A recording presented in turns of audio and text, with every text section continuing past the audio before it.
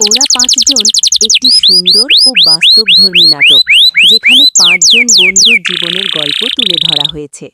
তারা ভিন্ন ভিন্ন পরিবার ও পরিবেশ থেকে আসলেও তাদের বন্ধুত্ব খুবই গভীর। জীবনের নানা সমস্যা, স্বপ্ন, ভালোবাসা এবং সংগ্রামের মধ্য দিয়ে তারা এগিয়ে যায়।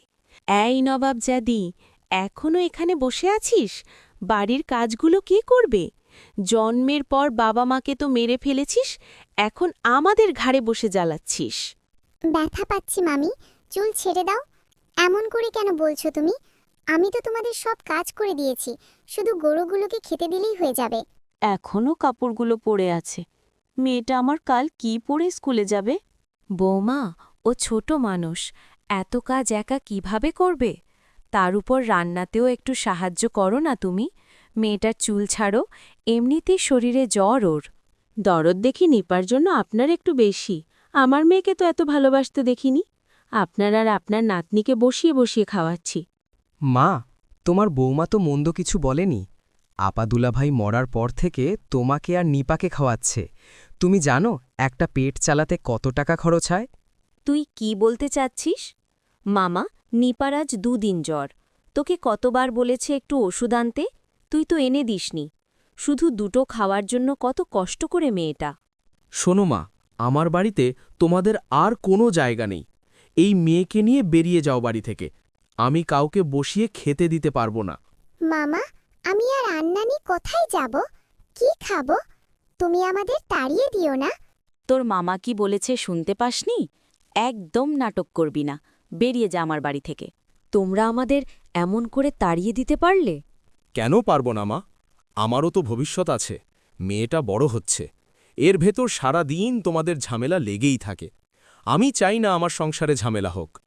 আমার মেয়ের মতো তুইও আমার কাছে মৃত আজ থেকে। চল নিপা। নানি, আমরা কোথায় যাব এবার? নানি ও নিপা বাড়ি থেকে বেরিয়ে যায়। গ্রামের পথ কোথায়? আবার যাব। তোর বাবার একটা ভাঙা বাড়ি আছে, আমরা সেখানেই থাকবো আজ থেকে। নানি, আমরা কি করব? কি খাবো? কিছু ভেবেছো? জানি না দিদিভাই, উপরবালা ঠিক কোনো না কোনো ব্যবস্থা করে দেবেন। এসব নিয়ে চিন্তা করে লাভ নেই। নিপা ও নানি একটি ভাঙা বাড়িতে এসে পৌঁছায়। চারিদিকে কত ময়লা। এক কাজ করি, ময়লাগুলো পরিষ্কার করে ফেলি। ওই তো একটা ঝাড়ু ওখানে পড়ে আছে, ওটা দিয়ে সব পরিষ্কার করি। সাবধানে কর দিদিভাই, অনেক দিন এই বাড়িতে থাকা হয় না, সাপ পোকা থাকতে পারে। নিপা ঝাড়ু দিয়ে উঠান পরিষ্কার করতে থাকে। দিদিভাই, আমি দেখি রাতে খাবার মতো কোনো খাবার পাই নাকি। কেটে যায় বেশ কিছুদিন। মানুষের কাছ থেকে চেয়ে চিনতে কোনো রকম দিন কাটায় তারা। নানি, এভাবে আর কতদিন চলবে? খিদেতে পেটটা জ্বলে যাচ্ছে। না খেয়ে কত সময় থাকবো? দিদিভাই, একটু সহ্য কর। আমি দেখছি কারো বাড়িতে দুটো ঘাত পাই কিনা। চাল ডাল কিছুই নেই যে রান্না করব, কোনো টাকা পয়সাও নেই। এদিকে দোকান থেকে তো বাকিতে 2 দিন চাল ডাল এনেছিস, তার টাকাও শোধ দেওয়া হয়নি। এই অবেলায় তুমি কোথা থেকে ভাত নিয়ে আসবে? আজ নদীতে শাপলা দেখে এসেছি। ভাবছি কাল থেকে শাপলা বিক্রি করব। শাপলা বিক্রি করে যে টাকা হবে, তাই দিয়ে চাল ডাল কিনব। শাপলা কি কেউ কিনবে? দেখি কপালে কি লেখা থাকে। মন খারাপ করো না নানি, একদিন আমাদের সব অভাব চলে যাবে। জানি না তোর কথা সত্যি হবে কিনা। যাই হোক, আমি আসছি। উপরওয়ালা, মেয়েটার কষ্ট যে চোখে দেখতে পারি না। তুমি কিছু একটা ব্যবস্থা করো। কোথায় পাই আমি দুটো ভাত? তুমি বড় ভালো মা, আমি আসি তবে। চাচি, আমার কাছে মুড়ি আছে, আজ বরং মুড়ি দিয়েই কাটিয়ে দাও। কাল একটা ব্যবস্থা করো। দিদি ভাই, এই নে, আজ রাতটা মুড়ি খেয়েই পার কর, কাল একটা ব্যবস্থা করা যাবে। ঠিক আছে দাদি। সকাল হয়। নিপা কাজ শেষ করে শাপলা তুলতে নদীতে যায়। আমিও যাব তোর সাথে দিদিভাই। তবে আর দেরি করুন নানি, তাড়াতাড়ি চলো। বেশি দেরি হলে শাপলা পাওয়া যাবে না। দাঁড়া, আমি শাপলা রাখার জন্য একটা পাত্র নিয়ে আসি। মামা, আজ নদীতে অনেক শাপলা ফুটেছে দিদিভাই, তাড়াতাড়ি শাপলাগুলো তুলে ফেল। আমি তবে বাজারে গিয়ে দেখি এগুলো বিক্রি করতে পারি নাকি। তুমি বাড়ি যাও। শাপলা নেবেন? শাপলা, টাটকা টাটকা শাপলা, দাম বেশি নয়, দুটো শাপলা 1 টাকা। মা, দেখো কত সুন্দর শাপলা ফুল, আমাকে শাপলা ফুল কিনে দাও। তুই শাপলা ফুল দিয়ে কি করবি? তোর বাবাকে বলবো নদী থেকে শাপলা ফুল এনে দিতে। বাবার অনেক কাজ, আমি জানি বাবা কখনোই আমাকে শাপলা ফুল এনে দেবে না। তাছাড়া আমি শুনেছি দাদির কাছে চিংড়ি দিয়ে শাপলার নাল রান্না করলে দারুণ লাগে খেতে। কথাটা মন্দ বলিসনি, বাড়িতে চিংড়ি আছে, কিছু শাপলার নাল কিনে নিয়ে যাই তাহলে। আমাকে 100 টাকার শাপলা দাও দেখি, মেয়েটা জেদ ধরেছে চিংড়ি দিয়ে শাপলার নাল খাবে। আপনি দাঁড়ান, আমি দিচ্ছি। এই নিন, আর এই দুটো শাপলা আমি ফ্রিতে দিলাম। তোমাকে অনেক ধন্যবাদ, আমরা আসি। যাক, অনেক টাকা হয়েছে। এই টাকা দিয়ে চাল ডাল কিনে বাড়ি ফিরি, নানি খুশি হবে। চাচা, আমার কাছে তো 150 টাকা আছে, আজ এটাই রাখুন, কালকে আপনার টাকা শোধ দিয়ে দেব।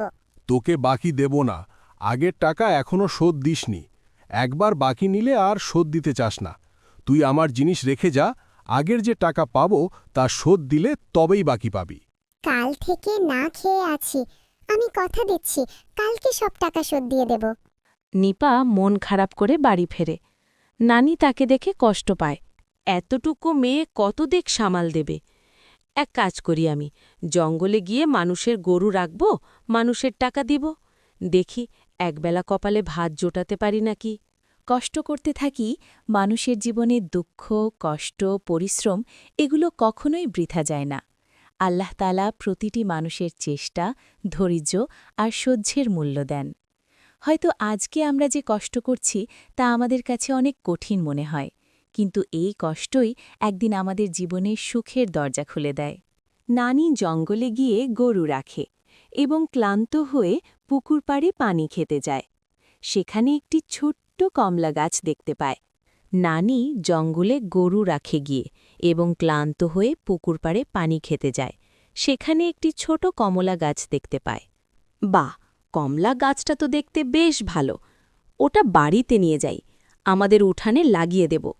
উপরওয়ালা কমলা গাছটা যেন বেঁচে যায়, তুমি দেখো, বড় আশা করি গাছটা লাগিয়েছি। যাই হোক, আমি মহাজনের বাড়ি যাচ্ছি দিদিভাই। কয়েক মাস পর কমলা গাছটি একটি গরু খেয়ে ফেলে। নানি খুব কষ্ট পায়। নানি, তোমার কমলা গাছ খেয়ে ফেলেছে গরুটা। কত যত্ন করে আমি বড়ই গাছটা বড় করেছি, আর বজ্জাত গরু আমারটা খেয়ে ফেলল। এখন কি হবে? কত আশা করেছিলাম কমলা গাছ নিয়ে। কষ্ট পেও না নানি, আসলে ওপরওয়ালা আমাদের পরীক্ষা নিচ্ছেন, তাই তো এত কষ্ট আমাদের।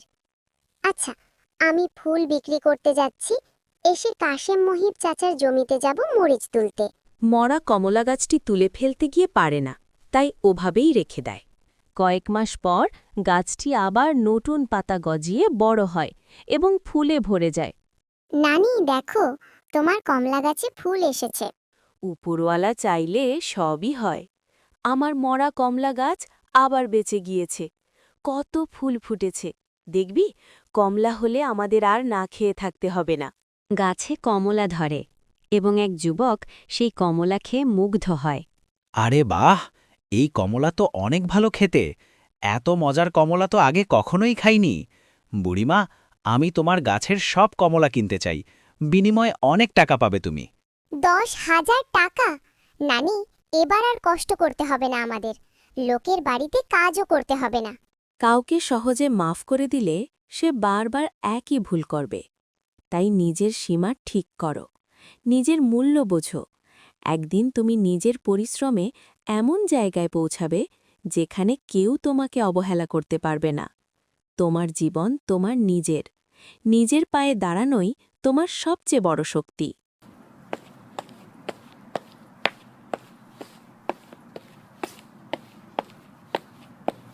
তারা ভালো দিন কাটাতে শুরু করে। খবর পেয়ে মামা মামি তাদের কাছে ফিরে আসে। মা, আমরা সেদিন ভুল করেছিলাম, আমাদের ক্ষমা করো আর তোমাদের সাথে থাকতে দাও। আমি জানি তোরা লোভে পড়ে এখানে এসেছিস। আমার নাতনিটা অনেক কষ্ট পেয়েছে এতদিন। তোর বউ এখানে এলে মেয়েটাকে আবারও কষ্ট সহ্য করতে হবে। আমি চাই না মেয়েটার কোনো কষ্ট হোক। তারা চলে যায়। নানি ও নিপা সুখে শান্তিতে বসবাস করতে থাকে।